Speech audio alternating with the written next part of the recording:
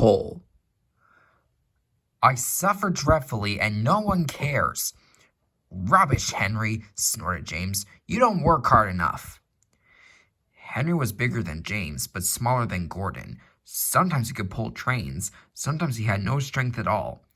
The Fat Controller spoke to him too. You're too expensive, Henry. You have had lots of new parts and new paint too, but they've done you no good. If we can't make you better, we must get another engine instead of you. This made Henry, his driver, and his fireman very sad.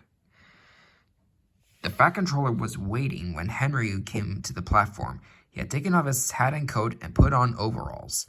He climbed to the footplate and Henry started. Henry is a bad steamer, said the fireman. I build up his fire, but it doesn't give enough heat.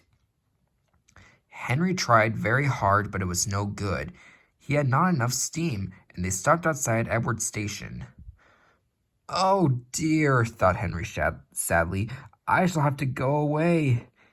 Edward took charge of the train. Henry stopped behind. What do you think is wrong, fireman? Asked the Fat Controller. The fireman mopped his face. Excuse me, sir, he answered, but the coal is wrong. We've had a poor lot lately, and today it's worse.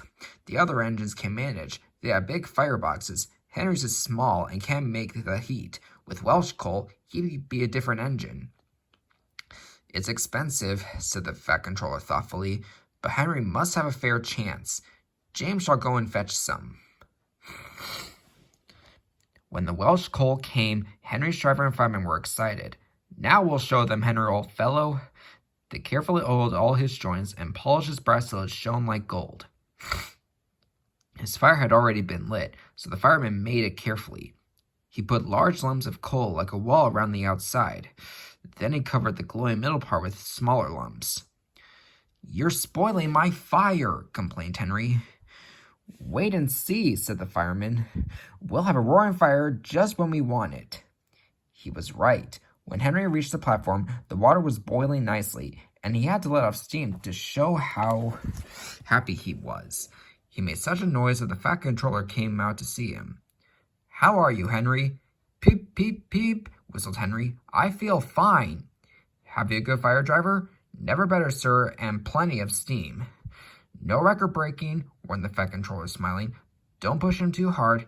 Henry won't need pushing, sir. I'll have to hold him back. Henry had a lovely day. He had never felt so well in his life. He wanted to go fast, but his driver wouldn't let him. Steady, old fellow, he would say. There's plenty of time. They arrived early at the junction. Where have you been, lazy bones? Asked Henry when Thomas puffed in. I can't wait for Darling tank engines like you. Goodbye. Whoosh, said Thomas to Annie and Clarabelle as Henry disappeared. Have you ever seen anything like it?